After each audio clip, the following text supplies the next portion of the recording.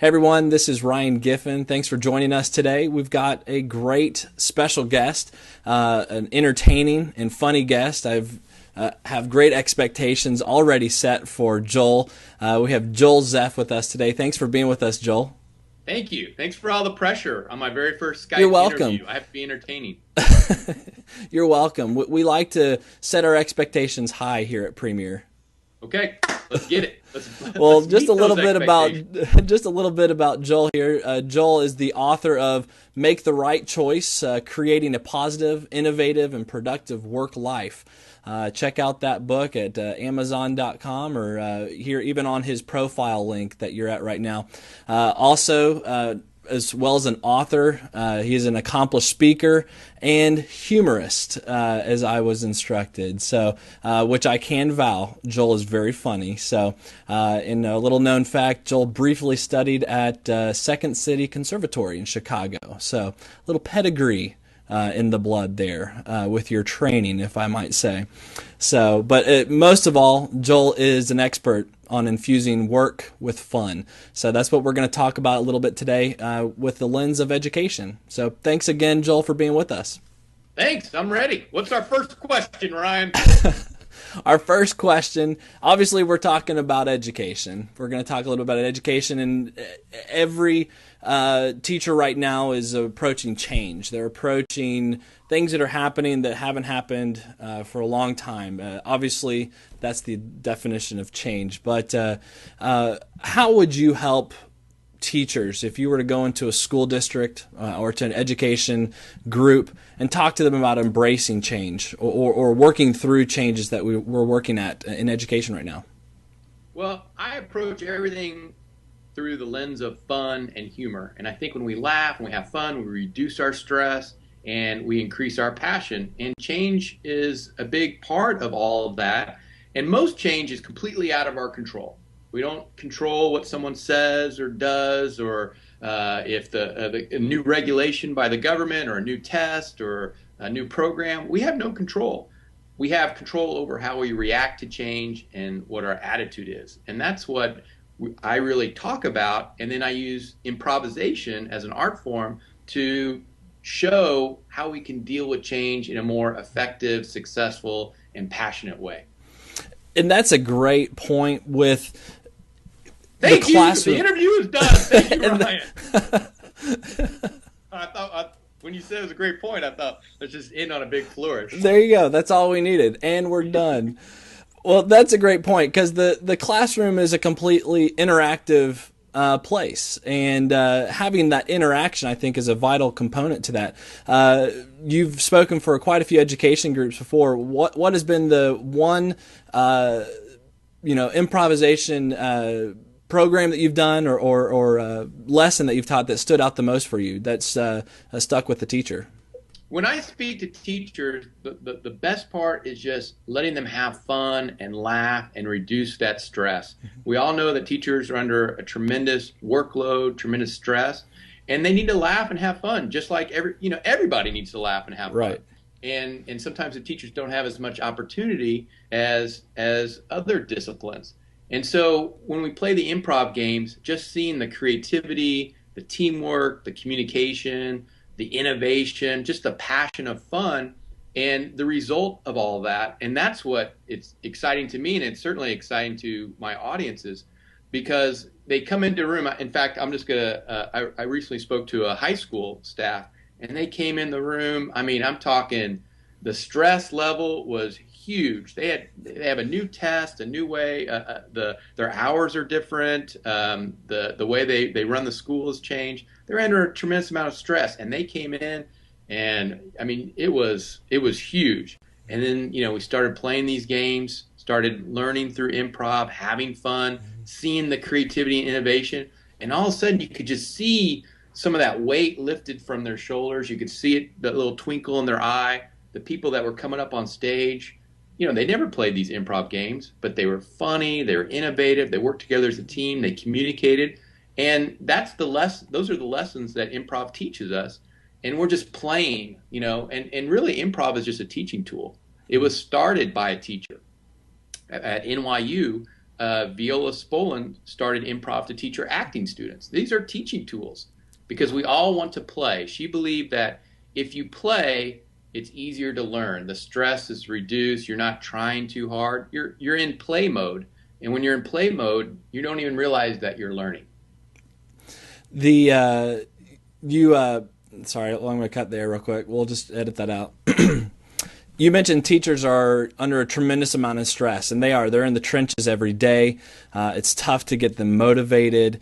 Love your keynote address title, The Tao of Tada. Explain a little bit about that. Well, Tada comes from, when you're 3 and 4 years old, everything's a Tada in your life. You can't wait to tell someone, Tada. I have 2 little ones myself. They do a drawing, they do something with their toys, everything's a Tada. And then we get older, it takes more and more for us to have that Tada, that positive support. When's the last time that we gave ourselves a Tada? And so it's about finding that Tada in what we do. And that Tada is the spirit and the energy that's going to keep that passion up and get that stress down and allow us to be more effective and fear and more passionate. I mean, that's the goal. You mentioned, we talked a little bit briefly, Joel, about some of the ventures that you have felt passionate about with the schools and the universities that you've attended. Explain to us how you've been involved with education personally. Well, I would say education is one of my very favorite groups to speak to because I know that I would never be on that stage without my teachers. In fact, I just put a post on my Facebook page about this after I spoke to another high school, 2 high school staff, that I knew that I would never be on stage without the teachers. I had a teacher, Miss Hill, that taught me about Bob Dylan and Motown. I had a teacher, Miss Pyle, that taught me about responsibility. I had Mr. Hankins, my journalism teacher, and Miss Vaughn, who taught me, introduced me to Beowulf. It's just amazing, all these teachers in my past, and you think about it, and you realize what they gave to you. And then of course, another favorite teacher, Mr. Tarver, who tried to teach me geometry, but it did not take.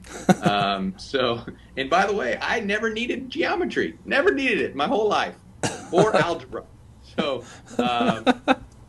didn't need it. That was just pretty much a waste. That was a lot of hours of my life just wasted away. Never needed chemistry either, just so you know. So the science and math conferences we won't be booking you for. Oh, no, I would love it. It's good. No, yes, I would love to come, but I did not need them. Education is so important to me, and I started 2 scholarships years ago. The best decision I ever made. I started a scholarship in my high school, and I started endowed a scholarship at the University of Kansas, where I went to school. And 2 of the best decisions, just rewarding, because to me, all of our problems, all of the world's problems will always be solved by education. No matter what, you can debate this side, that side, whatever you want, everything will be solved by education. It's a pleasure hearing that from someone even from the outside, a non-educator. And I know, Joel, what you have to bring to an audience is extremely engaging, fun, talking about the great things that we can bring to everyday experiences in the classroom just by having fun. So we look forward to having you at many education events in the future. Any last fun stories, Joel, or crazy things that happened to you when you were in school? I tell you what, I got an idea. I had I had these surprises and we never used them. I want you rapid fire me. Rapid fire a question. I will rapid fire an answer. Give me 5 different rapid fire questions. I will have a surprise for each question. Are you ready? Absolutely. Rapid fire. All right, rapid fire. What is your favorite place to travel to? Okay, I'm gonna have a different hat for each answer. Okay. All right. Favorite place to travel? I would say Maui, and for city, I would say San Francisco or Chicago. All right. Pretty good hat, huh? I love it. Rapid fire. Go give me another one. All right. Favorite food or restaurant? My favorite food or why is this guy wearing these hats? And because of the hat, you can't say medieval times. Oh my! I do love medieval times. I do love that medieval times. Right now, well, I live in Dallas, so it's all about Tex-Mex. But I do, I love my hummus. I'm big on the hummus. Big on Anything the to do with hummus. Plus, I just like saying the word hummus. that's always fun. Next question. Favorite season? Okay, look, it's this. I actually got this from a construction client, and I look great in it. By the way, what was the question, Ryan? Favorite season? I don't have a favorite season. What kind of question is that? What are we? What are we? Is it a beauty pageant? I guess so. That's the best you can do. How about a question about work? All right, your favorite tool that you use to work? Technology tool. You don't even. Well, what was that question? How about? You feed me the questions, Joel. I'm going to feed you the questions. All right. Did I feed you the questions? Absolutely. All right, we'll need a hat. Wait, did we get an answer for that hat? Favorite? I'll tell you what. How about best message? All right. What's your best? There you go. You Joel, ready? tell me what your best message is. Best message improv ever taught me was that you have to stay in the game. No matter what, you can't quit. You can do anything you want in these improv games. And believe me, I've done 1,500 of these. I've seen people do everything. But the only thing they can't do is they can't quit. And as long as they stay in the game, they're going to be successful. And I think that's the best message I ever learned. And it applies to all of us, all of our business, how we perform, what we do. If we just stay in the game, we're going to be successful. Ask me another good point for my topic. All right. And the last question that we will ask. I got the best hat. You ready? All right. The last question is. That'd be a good question. If you were to share the stage with any actor, comedian, or speaker, who would it be? Let me tell you. By the way, this was given to me by a client. I spoke to a hat client, believe it or not. A hat client. It's nice, huh? It's beautiful. Look at that. I've actually worn this, by the way. In Dallas? What was the question? Who would I share the stage with? Who would you share the stage with? Actor, comedian, living, dead, whoever. Anyone currently on Celebrity Apprentice.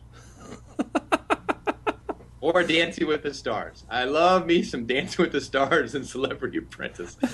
That's really not a real answer, but that's the answer I'm going with. I like it. What's my other favorite message, Ryan?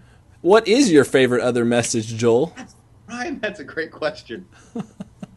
When you're probably looking at the watch, when did you lose control of this interview? About 3 minutes ago, Ryan. About 3 minutes ago. You know what? The improv games are amazing. It's an amazing art form, and it tells us about choices. And we all have the choice to create opportunity and positive support and passion, the choice to be open and flexible to change. And this is what the games that not my games, they're the world's games, but these are what the games demonstrate. And it's fun to see. And teachers, administrators, and I spoke to every other type of employee to see them play these games, have fun, reduce stress a little bit, and learn these great messages, these great choices that we have. And that's what really improv taught me, that we always have the choice. And the choice to be happy and passionate and energized is our choice. We give it up sometimes. We let other people choose for us. And if they choose, a lot of times they're going to choose stress and frustration and impatience. If we get to choose, we're going to choose passion.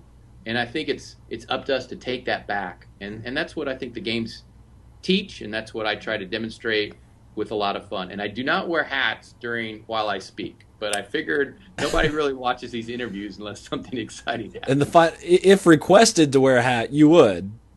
Well, that's going to be extra. I mean, I don't. It's just not free. That's not extra value. I mean, I'll do some extra MC for you. I'll do an extra breakout session, extra value, no charge. Hat, I'm going to charge. That's just the way we roll. Oh. Well, Joel, you've made my morning great here, and I know that excuse me, if we when we do book you for clients, you do the same for them every day. It's fun, they get motivated, and we really look forward to working with you in the future. And thank you for your time and your wit. We appreciate it. Thanks, Ryan. Enjoy it. Appreciate it. Bye.